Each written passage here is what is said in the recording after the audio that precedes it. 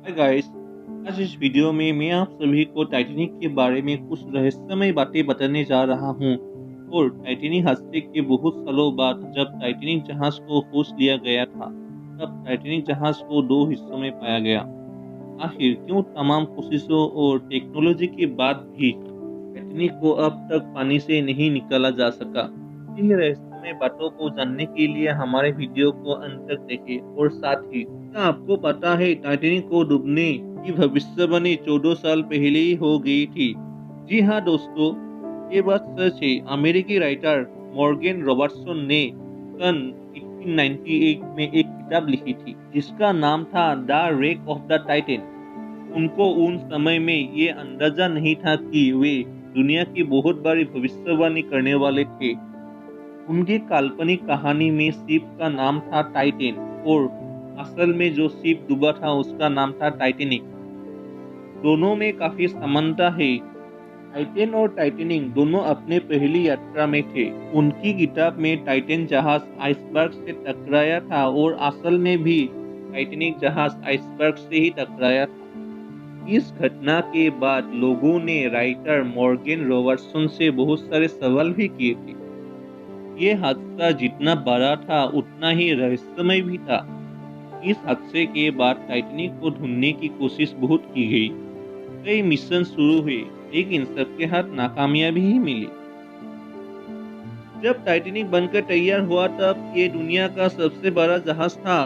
ये 883 फीट यानी फुटबॉल के 3 मैदान जितना लंबा और 17 माले की बिल्डिंग जितना ऊंचा था। टाइटैनिक का पूरा नाम R.M टाइटैनिक यानी कि रॉयल मेल शिप था। इसे बनाने वाले कंपनी का नाम था व्हाइट स्टार लाइन।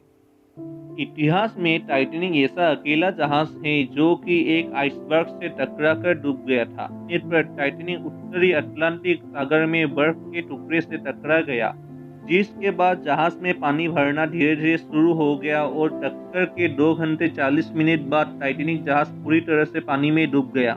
जिस जगह पर टाइटैनिक डूबा था वहां पानी का तापमान -2 डिग्री सेल्सियस था, जिसमें कभी भी व्यक्ति 15 मिनट से ज्यादा नहीं जी सकता। लेकिन साल 1985 में इसकी खोज कामयाब हुआ। टाइटैनिक जहाज की खोज होने के बाद भी आखिर समुद्र के बाहर जहाज को निकाल क्यों नहीं पाया? ऐसा नहीं है कि बाहर निकलने की कोशिश नहीं की, बहुत बार कोशिश की गई।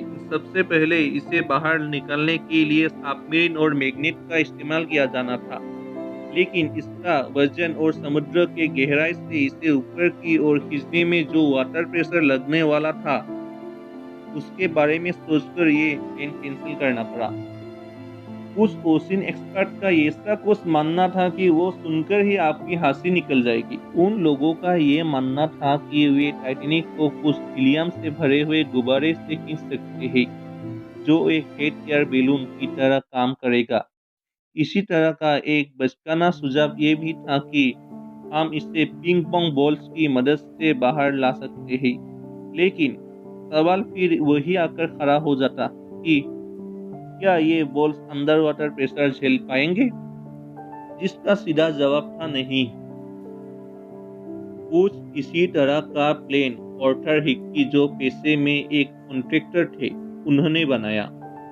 एक रणनीति जो कुछ हद तक कारगर भी थी, लेकिन वास्तव में असंभव। ऑर्थर ने डेंसिटी के सिद्धांतों को ध्यान में रखते हुए ये सुझाव दिया कि अगर हम संपूर्ण जहाज को बर्फ से ढक दे तो पानी की सतह पर तैरने लगेगा, क्योंकि पानी के मुकाबले बर्फ की डेंसिटी कम होती है।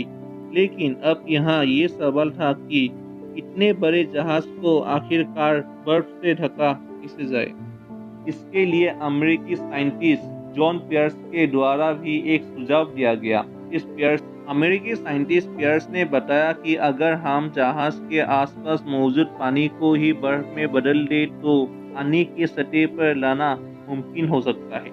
ऐसा करने में हम लिक्विड नाइट्रोजन की मदद ले सकते हैं। लेकिन ब्रिटेन की एक नामी केमिकल कंपनी ने जब इसका आकलन किया तो पता चला कि इस काम को अंजाम तक पहुंचाने में लगभग 5 लाख टन लिक्विड नाइट्रोजन लग जाएगी। सबसे पहले तो इसे अरेंज करना ही सबसे चुनौतीपूर्ण काम था।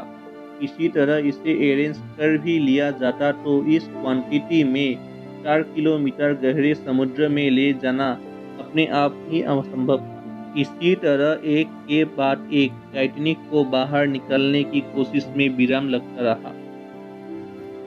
आज का ये रोचक जानकारी आप सभी को कैसा लगा, हमें कमेंट बॉक्स में जरूर बताइए। और ऐसे ही रोचक और मज़ेदार वीडियो को देखते रहने के लिए हमारे चैनल को सब्सक्राइब करें। धन्यवाद।